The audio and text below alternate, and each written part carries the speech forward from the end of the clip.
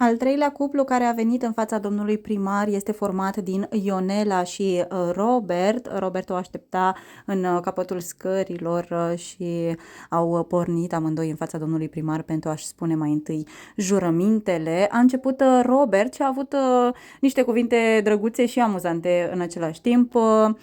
Spunea că atunci când a venit la casting s-a gândit că își dorește orice tip de femeie, doar blondă să nu fie, ceea ce s-a și întâmplat de fapt și că Dumnezeu râdea atunci când auzea ce planuri are acesta, dar planurile erau deja făcute de către el.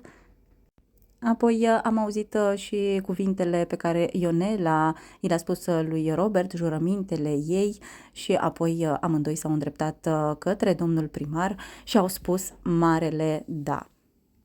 Aceștia și-au oficializat căsătoria și de astăzi Ionela și Robert sunt familia Eftincăi.